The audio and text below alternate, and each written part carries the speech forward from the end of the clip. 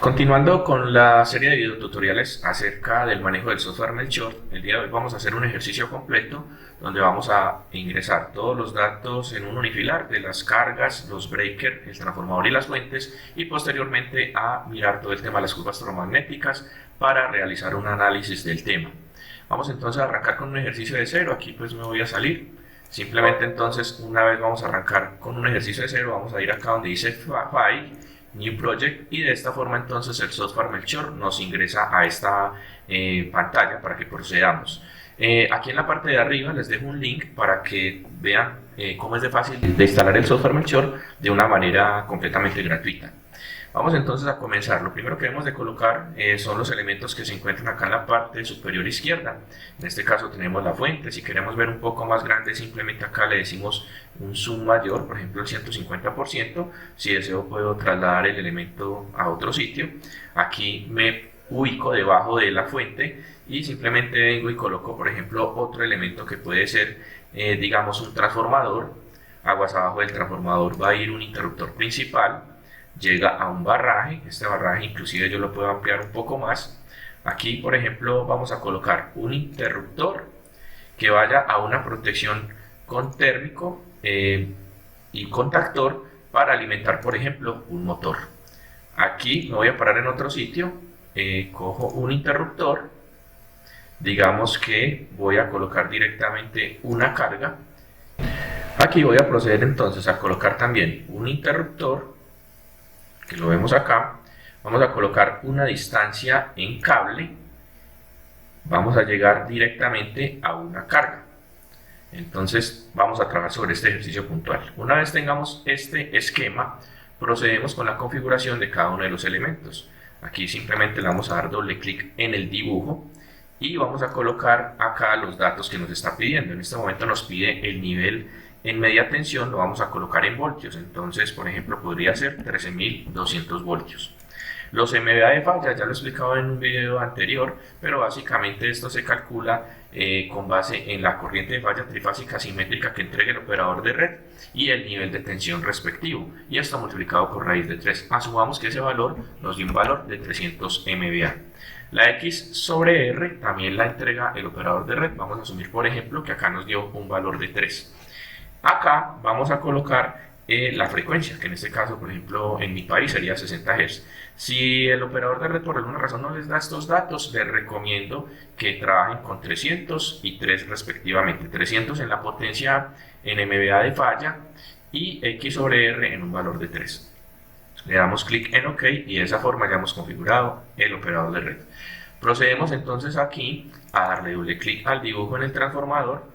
Aquí vamos a seleccionar ya la tensión en el secundario. Observemos que ya nos ha colocado los 13.200 voltios que configuramos en la aplicación anterior. Y aquí simplemente vamos a colocar el nivel en baja tensión. Por ejemplo, vamos a trabajar en 208 voltios.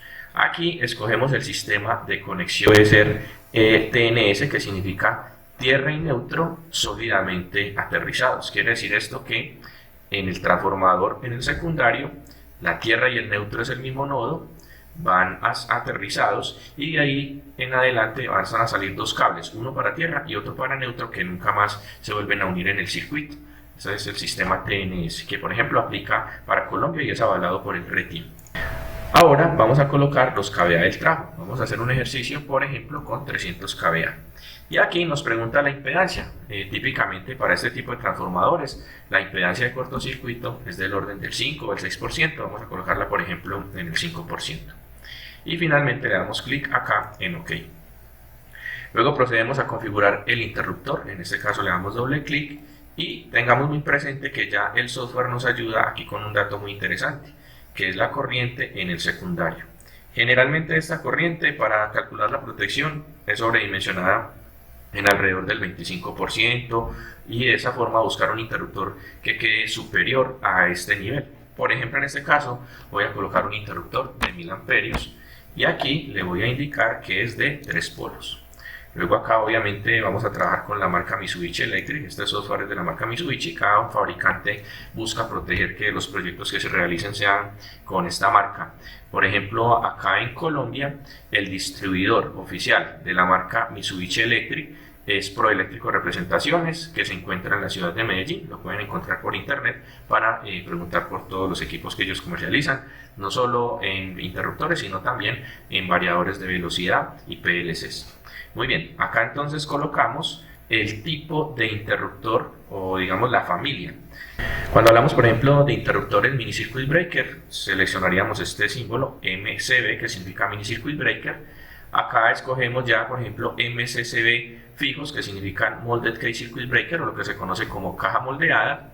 Y en este tipo de aplicaciones generalmente uno ya tiene dos opciones de escoger: breaker caja moldeada electrónicos, como este que vemos acá, o ACBs, que son interruptores tipo abierto. Por ejemplo, en este caso voy a seleccionar interruptor tipo abierto.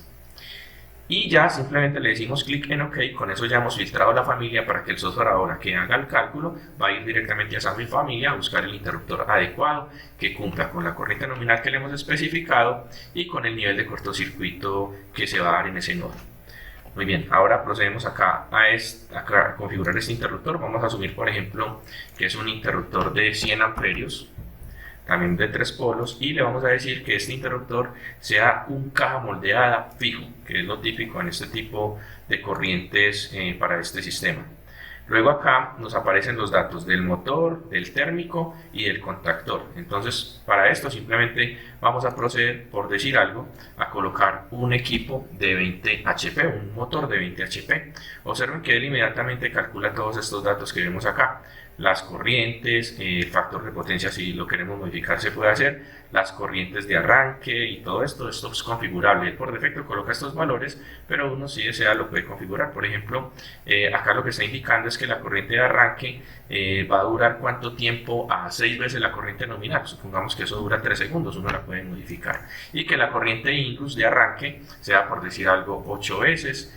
Y aquí pues digamos que estas serían como las características que por alguna razón yo conozco del sistema y así se las estoy colocando. Para eso hay que conocer muy bien el comportamiento y las curvas del motor como tal.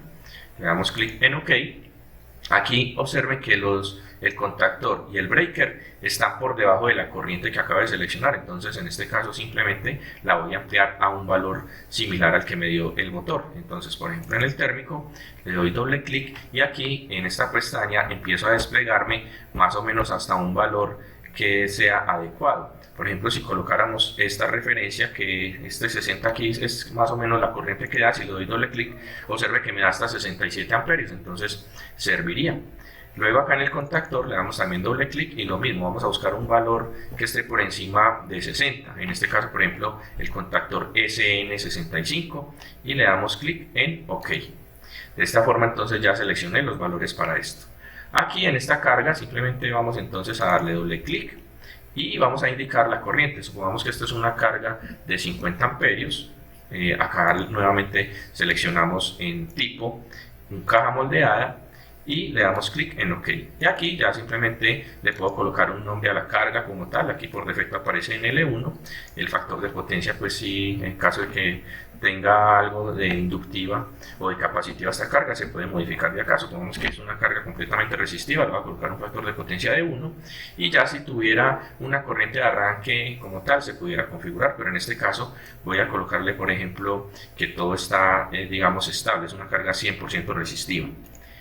Y aquí vamos a hacer un ejercicio muy similar, pero ya vamos a colocar una distancia en cada. Le damos doble clic al interruptor, coloquemos las mismas condiciones, 50 amperios. Aquí en la carga le damos nuevamente doble clic, coloquemos el factor de potencia 1 y OK. Y aquí en este cable le vamos a dar doble clic y vamos acá a colocarle la distancia. Entonces, por ejemplo, coloquemos que está a 20 metros de distancia, que la corriente que va a circular por él es de 50 amperios. Adicionalmente, observen aquí cómo también va calculando la caída de tensión, pero nos falta configurar otros datos para que nos dé el valor real. ¿Qué datos? Vamos a ir acá y le damos single core y vamos aquí a 3 fases y vamos a buscar el conductor adecuado para manejar 50 amperios. Observemos que si vamos modificando aquí este valor, la corriente va cambiando acá en el último ítem. Entonces vamos a mirar a ver qué valor es adecuado más o menos para 50 amperios. Entonces simplemente voy bajando y puede ser un número 10. Le damos clic en aceptar, por ejemplo, para esta condición. Observemos que nos está arrojando que da 52 amperios. Y luego observen cómo todo se ha colocado nuevamente en 4 polos. Esto es muy típico en este software. Muchas veces entonces uno simplemente soluciona ese problema, se va al totalizador y le dice que se va a colocar de 3 polos. Ok, y observen ya todos cómo quedaron de 3 polos. Ya vimos entonces cómo se han ingresado cada uno de los elementos de una manera muy sencilla, y lo que vamos a hacer ahorita es pasar al paso 2. Observen que estábamos en el paso 1, donde estábamos en toda una etapa de dibujo, de diseño, y en el paso 2 el software inmediatamente calcula el cortocircuito. En este caso ha sacado un mensaje, uno simplemente le va a aceptar, luego se da al paso 3 y finalmente se va a este último paso que es el ICU. Observemos entonces cómo al hacer todos estos pasos, paso 1, paso 2, paso 3 e ICU, este cable se está resaltando en un color morado, como indicando un error.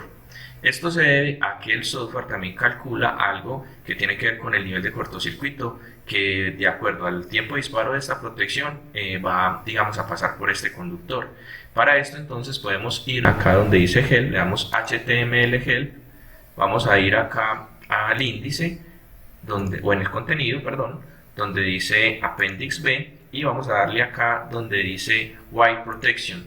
Acá nos está mostrando unas fórmulas con las cuales él revisa si en efecto el conductor está soportando el cortocircuito que se va a dar en sus bornes, y esto de acuerdo a la IS 6364-4-43. Entonces es importante que tengan esto presente debido a que el software lo va a tener muy en cuenta. Le damos clic acá en cerrar. De todas formas, si uno lo deseara y lo quisiera dejar, por ejemplo, en 8 milímetros, lo puede hacer. Simplemente va a colocar el 8, paso 2, paso 3 e ICU, y le va a sacar el color así, pero igual le permite hacer toda la simulación en el circuito. Entonces ya esto va a depender más de un tema de ingeniería, con la recomendación que está dando el Melchior de subir específicamente al conductor que él está recomendando, que es lo adecuado. Entonces vamos a hacerlo. Por ejemplo, aquí yo ya hice la prueba y me permite entonces seguir trabajando con un 25 milímetros cuadrados. Le damos Enter, paso 2, paso 3 e ICU, y de esta forma entonces ya estamos acá nuevamente ya se inhabilitó el color morado acá. Ahora, para ver entonces todo el tema de las curvas termomagnéticas, lo que debemos de hacer es abrir cada uno de los ramales. Simplemente nos colocamos en el equipo que queramos mirarle la curva, le decimos clic derecho y le decimos crear coordinación. Observe que se nos abre otra pestaña indicándonos que ya nos va a mostrar todas las curvas termomagnéticas. Lo mismo acá, simplemente le decimos agregar a la coordinación y observe cómo nos ha agregado la curva del térmico. Obviamente aquí está el contactor, pero el contactor simplemente hace la maniobra de enganche o desenganche de la carga en potencia. Pero acá nos está colocando específicamente la curva de este térmico. Y luego podemos ver la curva del interruptor, le decimos clic derecho, adicionar curva, y finalmente la del totalizador, clic derecho, adicionar curva.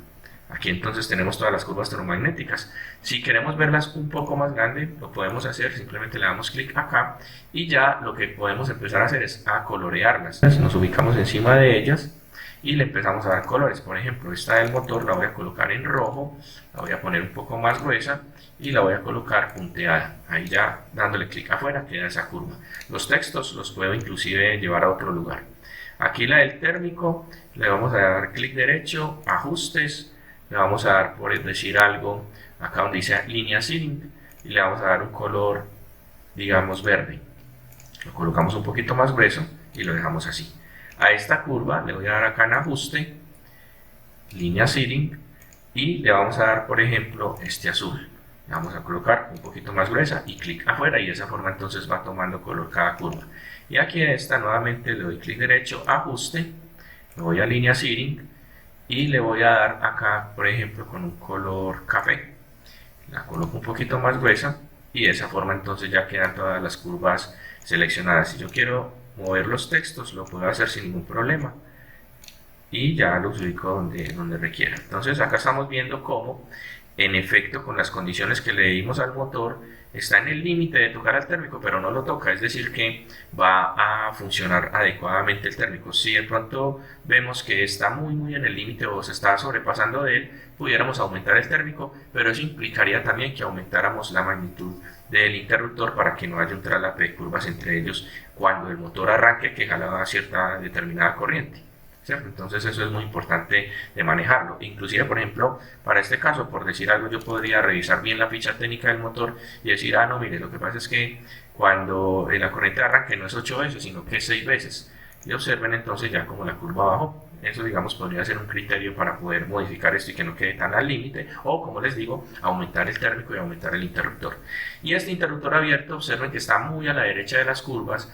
Esta curva de acá es fija, el motor ya pues vimos la curva, el térmico también es fijo o inclusive tiene pues un poco de holgura, pero vamos a dejarlo así. En cambio, esta curva de este interruptor, al ser un interruptor tipo abierto, tiene unos ajustes electrónicos que pudiéramos modificar en este momento, por decir algo.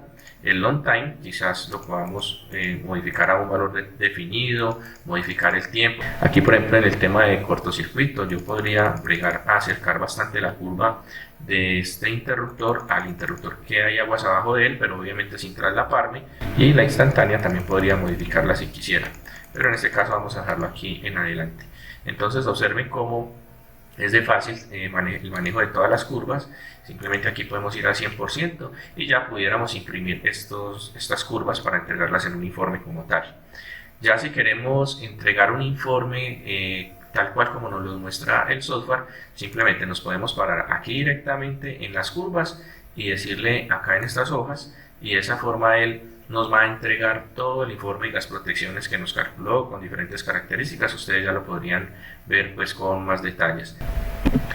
Bueno, como ven, entonces es muy didáctico el software. Ustedes pueden crecer este unifilar tanto como lo deseen. Muchas veces, por ejemplo, nos quedamos sin espacio en la cuadrícula cuando estamos en el paso 1, y lo que podemos es ir acá a donde dice Skeleton, Setup dice Skeleton, y aumentar las cuadrículas tanto en el eje X como en el eje Y para ampliar el margen de trabajo. Los invito entonces a trabajar sobre el software. Hay muchas otras cosas que de pronto por temas de tiempo no les muestro completas en el video, pero que ustedes pueden ir trabajando y encontrando diferentes novedades que tiene el software para poder trabajar los proyectos. Muchas gracias y nos vemos en un próximo video.